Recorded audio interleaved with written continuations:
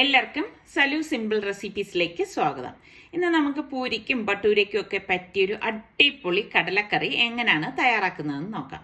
അപ്പോൾ അതിന് വേണ്ടിയിട്ട് ഞാൻ തലേദിവസം തന്നെ കുതിർത്ത് വെച്ച കടല പ്രഷർ കുക്കറിലേക്ക് ഇട്ട് കൊടുക്കുകയാണ്. ഇതിലേക്ക് നമുക്ക് കടല നികക്കെയുള്ള വെള്ളം ഒഴിച്ചു കൊടുക്കാം. പിന്നെ 1/2 ടേബിൾ സ്പൂൺ മഞ്ഞൾപ്പൊടിയും പാകത്തിനുള്ള ഉപ്പും ഇട്ടിട്ട് നമുക്ക് കുക്കർ മൂടിയിട്ട് ഒരു 4 വിസിൽ വരെയാണ് ഞാനിത് വേവിച്ചെടുക്കുന്നത്.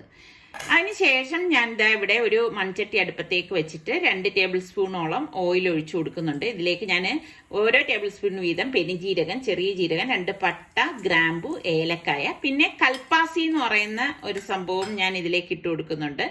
ഇതിലേക്ക് ഞാനിവിടെ 1/2 സവാളയും ഒരു ചെറിയ പീസ് ഇഞ്ചി, 3-4 വെളുത്തുള്ളി അല്ലി, 3 പച്ചമുളക് ഇത്രയും കൂടിയിട്ട് നമുക്ക് ഇതിലേക്ക് ഇട്ടിട്ട് ഒന്ന് വഴറ്റി കൊടുക്കണം. അപ്പൊ സവാളയുടെ അളവ് കൂടണ്ട കേട്ടോ, കൂടിക്കഴിഞ്ഞാൽ അത്ര നന്നായിരിക്കത്തില്ല. ഇതുപോലെ ഒന്ന് വഴറ്റിയെടുക്കണം. ഇതൊന്ന് വഴണ്ട് വരുന്ന ആ ഒരു സമയത്ത് നമുക്കിതിലേക്ക് 1/4 കപ്പ് തേങ്ങ ഇട്ട് കൊടുക്കാം. തേങ്ങയുടെ അളവും കൂടേണ്ട ആവശ്യമില്ല, ഇത്രയും മാത്രം ചേർത്ത് കൊടുത്താൽ മതി ഈ ഒരു അളവിന് കേട്ടോ. എന്നിട്ട് നമുക്കൊന്ന് വഴറ്റിയ ശേഷം ഞാനിവിടെ ഒരു ചെറിയ തക്കാളിയാണ് കട്ട് ചെയ്ത് അതും കൂടി ഒന്ന് ഇതിലേക്ക് ചേർത്തൊന്ന് വഴറ്റി കൊടുക്കണം. ഇനി ഇതിലേക്ക് ഓരോ ടേബിൾ സ്പൂൺ വീതം പൊടികൾ നമുക്കിതിലേക്ക് ചേർത്ത് കൊടുക്കണം. ഞാനിവിടെ മഞ്ഞൾപ്പൊടി, ഗരം മസാല പൊടി, മുളക് പൊടി, മല്ലിപ്പൊടി ഇത്രയാണ് എടുത്തിരിക്കുന്നത്. അപ്പൊ ഈ പൊടികൾ നമുക്കിതിലേക്ക് ഇട്ടിട്ട് അതിന്റെ ആ ഒരു പച്ച ചുവ മാറത്തക്ക രീതിയിൽ ഒന്ന് വഴറ്റി കൊടുക്കാം. അപ്പം ഫ്ലെയിം ഒന്ന് കുറച്ച് വെച്ച ശേഷമാണ് ഞാനിത് ഇതൊന്ന് വഴറ്റി കൊടുക്കുന്നത്. പൊടികൾ കരിഞ്ഞു പോകാതിരിക്കാൻ പ്രത്യേകം ശ്രദ്ധിച്ചേക്കണം. കരിഞ്ഞു കഴിഞ്ഞാൽ കറിയുടെ ടേസ്റ്റ് തന്നെ മാറിപ്പോവും. ഇനി നമുക്ക് ഈ മസാലക്കൂട്ട് തണുക്കാനായിട്ട് ഞാൻ മാറ്റി വെക്കുകയാണ്. അപ്പൊ ഈ സമയം നമുക്ക് പ്രഷർ കുക്കർ ഓപ്പൺ ചെയ്ത് നോക്കാം. നമ്മളുടെ കടലയൊക്കെ പാകത്തിന് വെന്ത് വന്നിട്ടുണ്ട്.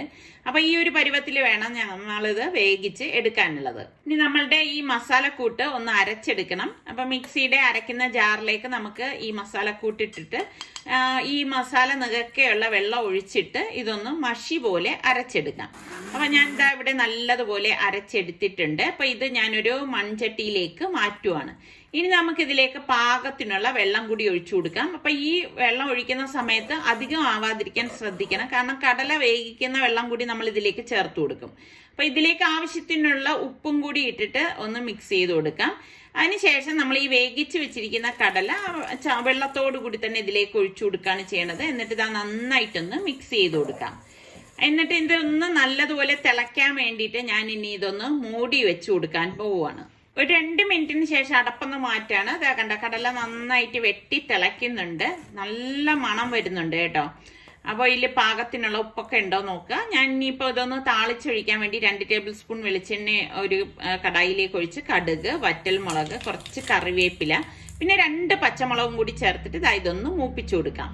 അപ്പൊ ഈ താളിച്ചത് നമുക്ക് ഈ തിളച്ചോണ്ടിരിക്കുന്ന കടലക്കറിയിലേക്ക് ഒഴിച്ചു കൊടുക്കാം. ഇത്രയേ ഉള്ളൂ, നമ്മളുടെ അടിപൊളി റെസ്റ്റോറൻറ്റിലൊക്കെ കിട്ടുന്ന പോലത്തെ കടലക്കറി റെഡി ആയിട്ടുണ്ട്. മീതെ കുറച്ച് മല്ലിയിലൂടെ ഒന്ന് തൂവിയിട്ട് നമുക്കിത് അടച്ചു വെക്കാം. അപ്പൊ ഇതിന്റെ ഒപ്പം ഞാനിവിടെ ഇന്ന് കുട്ടി ബട്ടൂരയാണ് തയ്യാറാക്കുന്നത്. അപ്പൊ ബട്ടൂര ഉണ്ടാക്കുന്നതിന്റെ റെസിപ്പിയൊക്കെ ഇതിനു മുൻപ് ഞാൻ നിങ്ങളുമായിട്ട് കാണിച്ചിട്ടുള്ളത് കൊണ്ടാണ് ഇന്നിപ്പം ഞാനത് ഷെയർ ചെയ്യാത്തത്. അപ്പൊ നിങ്ങൾക്ക് ഈ കടലക്കറിയുടെ കൂടെ കഴിക്കാൻ ഇഷ്ടമുള്ള വിഭവം ഏതാണ്? ശരിക്കും പറഞ്ഞാൽ ഇതൊരു ഡിഫറെന്റ് ടേസ്റ്റോട് കൂടിയിട്ടുള്ള ഒരു കടലക്കറി തന്നെയാണ് കേട്ടോ. അപ്പം നിങ്ങൾ എല്ലാവരും ഒന്ന് ഒരു പ്രാവശ്യമെങ്കിലും ട്രൈ ചെയ്ത് നോക്കിയിട്ടൊന്ന് ഫീഡ്ബാക്ക് തരണേ.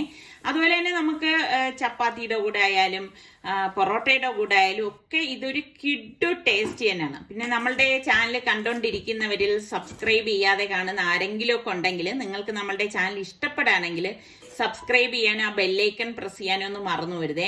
എങ്കിൽ മാത്രമേ ഞങ്ങൾ വീഡിയോസ് ഒക്കെ പോസ്റ്റ് ചെയ്യുന്ന സമയത്ത് നിങ്ങൾക്ക് നോട്ടിഫിക്കേഷനൊക്കെ കിട്ടത്തുള്ളൂ. അപ്പോൾ നമുക്ക് ഇതുപോലെയുള്ള സിമ്പിളും ഈസിയുള്ള റെസിപ്പി ആയിട്ട് വീണ്ടും കാണാം. അതുവരയ്ക്കും എല്ലാവർക്കും ബൈ.